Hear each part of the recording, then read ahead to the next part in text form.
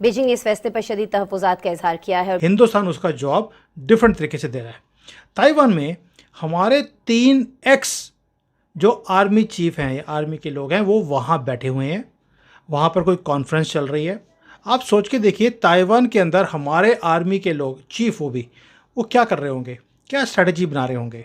तो अगर जाहिर है कि भारत के अंदर मुझे नहीं पता कि वहाँ के लोगों को कहते हैं कि भाई बहुत बड़ी अपने आप को उनको वर्ल्ड पावर बनने का एक वो है जहन में उनके एक कहते हैं ना कि खन्नास भरा हुआ है और वो अपना मुकाबला चीन से करते हैं, वो अपना मुकाबला एक हेजेमनी वो चाहते हैं कि इस पूरे खत्ते में इस्टेब्लिश करके रखें। हर एक कंट्री का एक सॉफ्ट पॉइंट होता है या जिसको बोलते हैं दुखती रग, तो उसमें ये रोड़े अटकाने के मुतरादिफ है जिस तरह से चाइना की जानिब से कहा जा रहा है। आज वो आपकी इमिग्रेशन ओपन कर दें, आपको वीज़ा देना स्टार्ट कर दें तो पाकिस्तान में 1947 से बड़ी हिजरत होगी।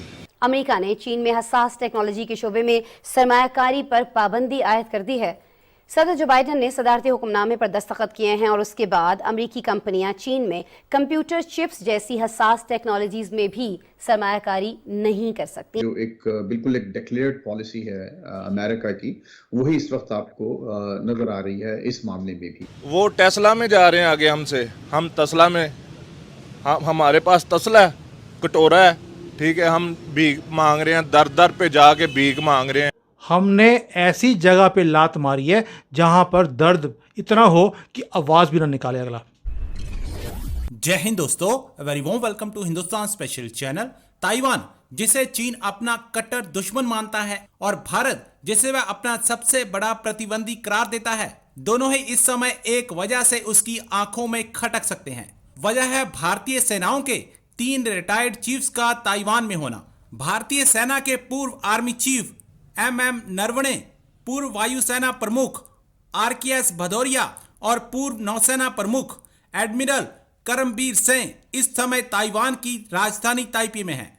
ये तीनों पूर्व प्रमुख कैटागोलम फोरम की तरफ से आयोजित 2023 के इंडो पैसिफिक सिक्योरिटी डायलॉग के लिए ताइपे में हैं।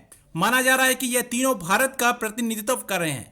ऐसे समय में जब चीन लोकतांत्रिक देश ताइवान को डराने की कोशिश कर रहा है और इसके आसपास सैन्य ताकत बढ़ा रहा है, इन तीनों पूर्व प्रमुखों का ताइवान में होना उसे हैरान कर सकता है।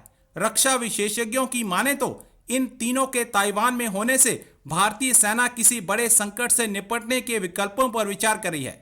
अब हमने क्या किया है, ताइवान एक सॉफ्ट पॉइंट है चाइना के लिए, वो इसे मानता है कि ये हमारी कंट्री है। और भारत ने क्या किया है, जैसे जैसे चाइना अगर हमें आंखें दिखाने की कोशिश करता है, हिंदुस्तान उसका जवाब डिफरेंट तरीके से दे रहा है।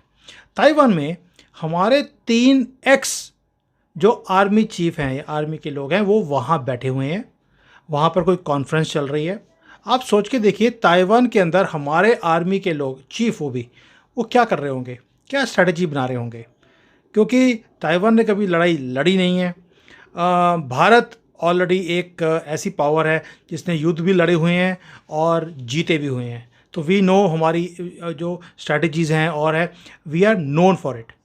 और अभी आर्मी चीफ्स वहाँ बैठे हैं। आप सोच के देखो सबसे ज़्यादा दुख किसको हो रहा होगा, दर्द कहाँ कहाँ हो रहा होगा, आप सोच सकते हैं। इसको बोलते हैं पावर, इसको बोलते हैं जलवा। बिना नाम लिए हमने ऐसी जगह पे लात मारी है जहाँ पर दर्द इतना हो कि आवाज़ भी ना निकाले अगला। इसको बोलते हैं पावर, और ये मोदी जी करते हैं। मुझे इसी बातों की खुशी होती है। उसके ऊपर जयशंकर जी का स्टेटमेंट आ गया कि जी हमारी जो यूनाइटेड नेशंस के अंदर परमानेंट सीट है उसके हम दावेदार हैं, सारा वर्ल्ड हमारे साथ है, सिर्फ एक चाइना है जो अपनी वीटो पावर को यूज़ करके हमें परमानेंट सीट के ऊपर नहीं आने देना चाहता। क्यों? चाइना को लगता है कि भारत अगर यूनाइटेड नेशंस के अंदर भी पैरेलल आके बैठ गया तो दर्जा भारत का और चाइना का बराबर आ जाएगा, वो ये नहीं चाहता। सो इसलिए वो हमारी पोजीशन को ब्लॉक करता बार बार। थोड़ा सा पाकिस्तान के साथ प्यार भी बहुत ज़्यादा उनका, तो पाकिस्तान भी चाहता नहीं है, वो भी जाके चूं चूं करता है कि भैया इनको इस स्टेज पे मत लेके आना, अदरवाइज़ हम अपने कंट्री में मुंह दिखाने के लायक नहीं रहेंगे। वैसे भी वो मुंह दिखाने लायक तो है ही नहीं पाकिस्तानी अपने लोगों के सामने, बट फिर भी एक होता ही है कि देखिए जी वो भी एक नॉर्मल कंट्री है, हम भी हैं। अगर हम यूनाइटेड नेशंस के उसके ऊपर आ गए, परमानेंट सीट पर आ गए, पाकिस्तान वालों का क्या होगा आप सोच के देखिए। इसलिए चाइना की भी मजबूरी है, उन्होंने कुत्ता पाला हुआ है, उसको भी देखना पड़ता बेचारे को।